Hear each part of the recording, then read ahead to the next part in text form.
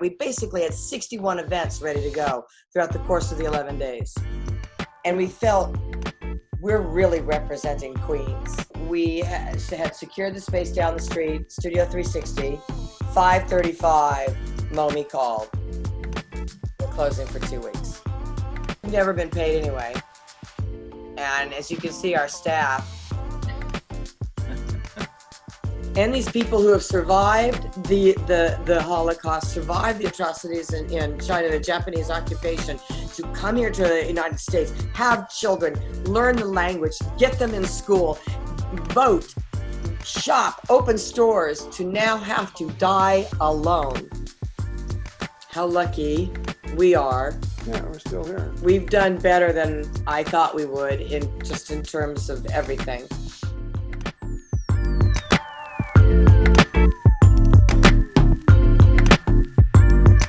This year was the 10th annual Queens World Film Festival, whose doors were set to open on March 19th. Due to the coronavirus outbreak, its doors were shut. However, the founders Katha and Preston Cato were able to quickly shift gears and run the festival online. So March 6th is when South by Southwest canceled. And I didn't really feel that it was going to affect us that much because they're huge, they're sprawling. That's a massive citywide event. Hotel rooms, at that point in time, we had about 65 local filmmakers who live in all 5 boroughs. And that would really be the nut of our audience. And there was already conversation about, well, you could run at half capacity. We were keeping a good eye on Max in Italy. Max is one of the filmmakers from Italy whose movie The Factory was accepted in the festival. I had a chance to interview him, but first, let's take a look at the trailer of his movie The Factory.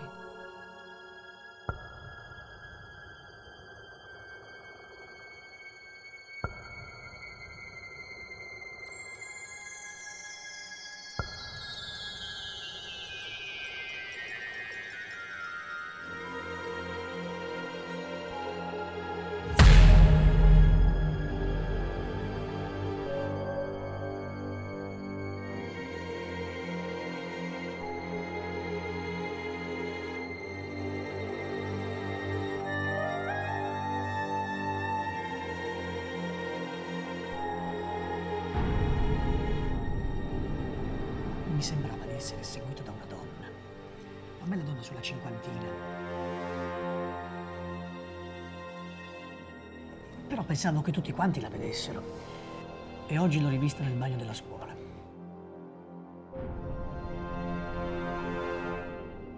Anch'io l'ho vista alla fine dell'estate scorsa, poi un'altra volta a scuola e oggi in classe e nel parcheggio. Lipka è stata una fabbrica che produceva colori sintetici all'anilina, un prodotto che a contatto con altre sostanze è altamente tossico. È stata costruita nel 1922 in una zona un po' nascosta, a pochi chilometri dalla nostra città. Quel luogo divenne una tomba per le centinaia di persone che vi lavorarono. Si presume che morirono di cancro alla vescica. Ma scusa, cosa c'entra tutto questo con quello che ci sta succedendo? Cos'hai toccato? Sono stato a Lipka. Tu in quel posto non ci devi andare, Volevo chiaro? vedere l'archivio. No ragazzi, dovete mettervelo bene in testa. Dimenticate di quel posto. Quello è un posto maledetto. E maledette sono le persone che hanno portato la morte in questa città, chiaro? Andiamo giù! Dove sei?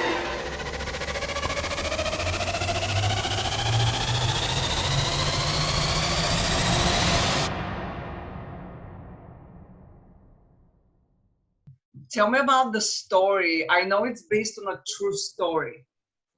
Yes, The Factory is my second feature film, and is a real story about the whole factory in which many workers died for the cancer. It was a big deal, and we had a house in Long Island City, and everything was set. And of course, he was on a fishing line, basically waiting to see what's going to happen, because he was in Italy, right in the middle of that at that time, that epicenter, and so he didn't know if he could come over or not. I organized with Katha my trip to New York. I bought the ticket with my friend. The festival on me the accommodation. About trip, Alitalia airline gave back the money. Unfortunately, it was impossible to fly, and so. But I promised to Katha that next year I want to come back to New York, and I want to see on the screen this movie. That was one of many, because there were several filmmakers from around the world are going to be here. We had 2 filmmakers from Russia who were going to be here, and they had a short. We're really at a place where we felt so confident, and we felt we're really representing Queens in such a huge way. Yeah. And this is finally going to be approaching our dream, which is it's borough-wide, countrywide. Yeah. We consider our community the world. This is the award of A Big Love, the short movie 2 years ago in New York. Sometimes this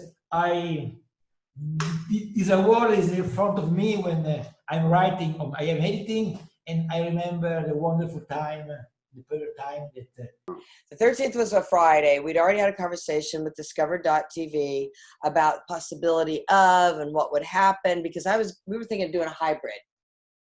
Kaufman Astoria Studios had closed by then. We had secured the space down the street, Studio 360. 5:35, Momi called. We're closing for 2 weeks. Monday the 16th, we made the decision. We're going to go online. Discover.tv had never done anything like this, and they had no idea how demanding and irritating I can be. And really what 191 films looks like. Because it's free, there is advertising. For example, like YouTube. When you're watching the YouTube and an ad pops up, and sometimes if it's really popular, you could be watching something and then suddenly it just goes to an ad. That was the difficult thing to navigate, because on YouTube, you have kind of noisy stuff. You don't have, something called women's voices, that are recounting trauma from around the world. And then suddenly, chic razor,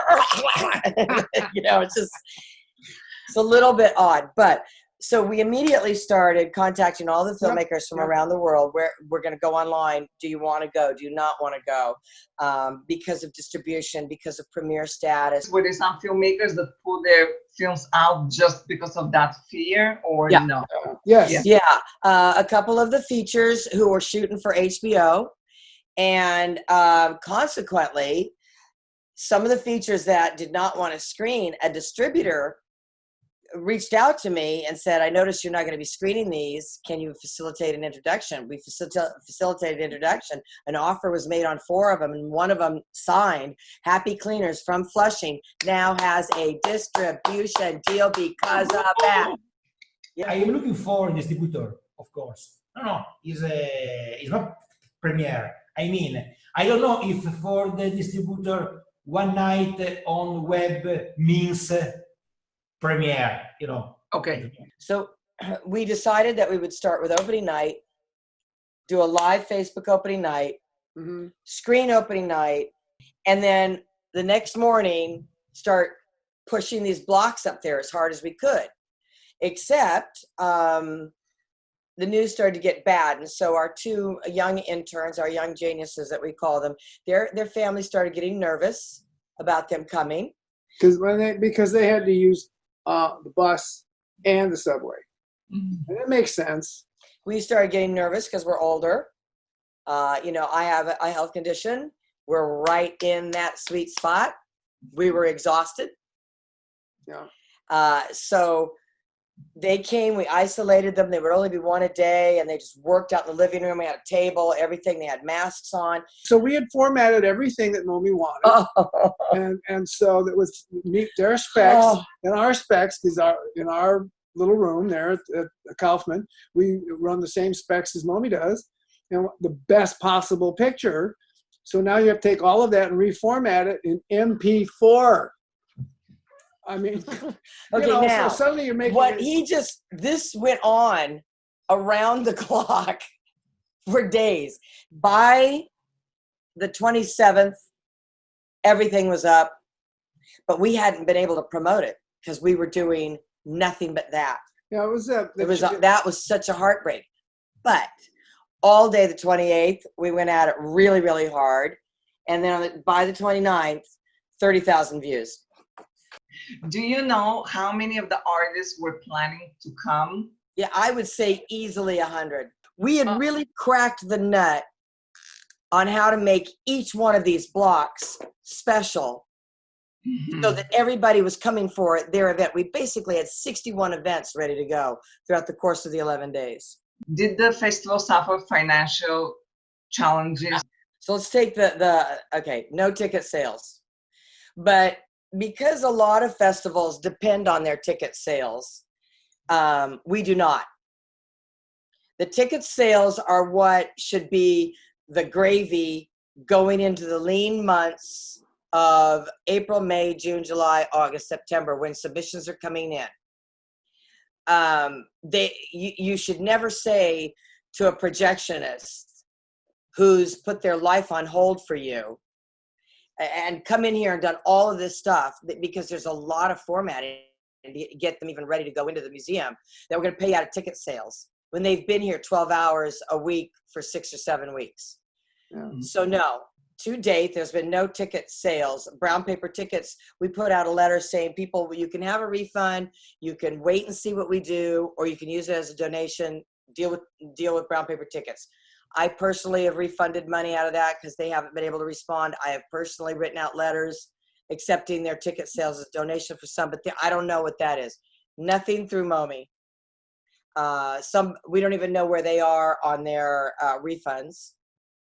You know, everybody who did prep work got paid, and who would have worked the festival. Yeah, they were paid. They were paid. So we haven't been paid on a regular basis in a very long time. That was before the pandemic. That was before the festival. So we have a discretionary grant from the city council and from Jimmy Van Bramer and Danny Drum to do what we call these encore screening and media events. That's why we do pop-up film festivals. That's why we do the pop-up film school. That's why we do the encore screenings. So we were able to convince DYCD, and we have a small grant from QCA as well, that the online festival and these weekly online night events that we do satisfy those grants. And so we're moving forward and we're invoicing the DYCD. They've honored all of our invoices, and we just got our grant from QCA. So since we've never been paid anyway, and as you can see, our staff, a very large group of people. And because we're looking ahead, whatever we do is going to be a hybrid of gathering physically and virtually. Yeah, because no one really knows. You're speaking of the Wednesday's events on Facebook, or moving forward with the festival? We're still moving. The festival is running, as far as I'm concerned, the festival runs every Wednesday night with an event. Yeah. And we will until whatever's next. So tell me more about the Wednesday events. What it is, it's called Queen's World Wednesday night at 9.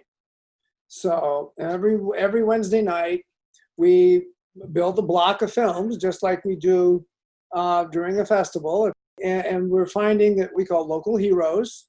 So that means that people out there on the front lines, whoever they might be, an organization here in Queens, could be Manhattan, the general New York City area, and we salute them and we bring them on as part of the introduction, and they have use us as a platform to request whatever it might be that they need, whether it's volunteers, money donations. We don't take any of that. It goes directly to those organizations. Also, what it does is it introduces these independent filmmakers audience. They're activists. They want to get involved. They want to do something. What it also then does is it introduces the audiences for the social service agency to a whole strata of art that's going on by people in their neighborhood. They may not ever want to go to an indie film online. So it's bringing those two audiences together and showing them that they have far more in common than that they thought. The films, the themes of the films match whatever the social service agencies were doing. And we heard from Common Point Queens this morning. They've already had a call asking somebody how they can make a donation. These are also people who might be of service to a social service agency by helping to stream a film for free into the senior center, might be able to come and help document stories, might be able to help us with the Young Filmmakers Program by remote in one of these agencies. The thing that struck me last night, we had the senior citizens on a section from Common Point Queens again, but a different section, they're seniors. What they're faced with now is how do you make funeral arrangements? How do you sit Shiva? Yeah. Right. We can help somehow. Yeah, one of the things that they found they asked for was people just to call, call and just have check in, just see how they're doing, because many Holocaust survivors who have been told, stay home, they said they haven't left their apartment since March 6th. And they're not taking their medicine. They're, things are they will not go out. And I don't want to spoil last night's show, but she told this compelling story of this senior. He's almost 100 years old, never has needed any mental health support at all. Last week, he turns on the news and he sees three men in uniform, killing a citizen in the streets. Where do you think that takes him? He said he had immediate flashbacks to, the Holocaust. Yeah. And he now is traumatized again. And these people who have survived the Holocaust, survived the atrocities in China, the Japanese occupation, to come here to the United States, have children, learn the language, get them in school, vote, shop, open stores, to now have to die alone. Yeah. And that's not something that I had thought about. I hadn't either. And this is happening. And so Wednesday nights is a way to provide a diversion. We're fairly entertaining. But to bring two worlds together in a graceful way to talk about something that is important to all of us, which is humanity. What was the biggest takeaway from what happened? How lucky we are. Yeah, we're still here. We've done better than I thought we would in terms of everything. I've always known that between the two of us, we do pretty extraordinary things, but the world was so noisy all the time. I thought everybody does that. But what I feel what we accomplished in that week from the 13th to the 19th is superhuman. And I don't think anybody has any idea what went on in this room. No. You just do it because you had a plan. We have responsibilities. We felt obligated to the artists, the filmmakers from all over the world, and to the community, because it is an event that the community looks forward to. And so there's that. We also had responsibility to all of our sponsors. Ultimately, it was just a matter of just doing the work. I want to tell one important thing.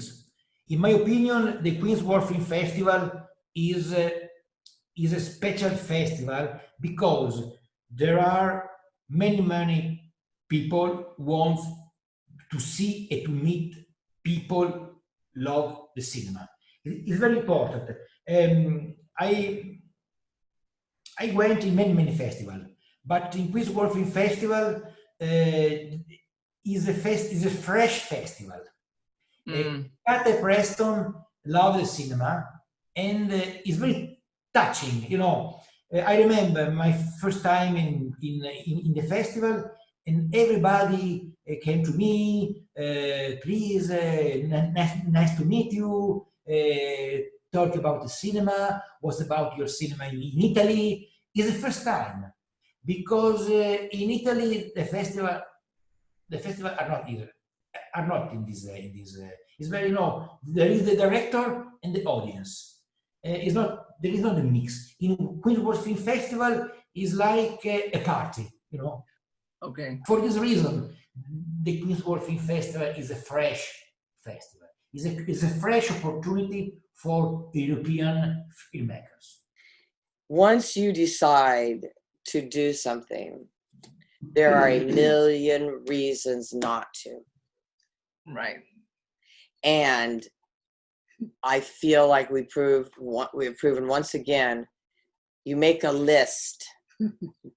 You do everything on the list.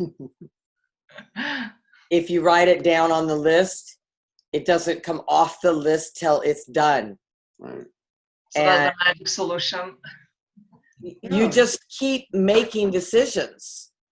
We can either go dark, we can go live, or we can put a sign up that says we really screwed up, give us 5 minutes. None of those are really good, No. but one of them keeps you moving forward, ever onward. Great. Thank you so much. Thank you so much. This is incredible.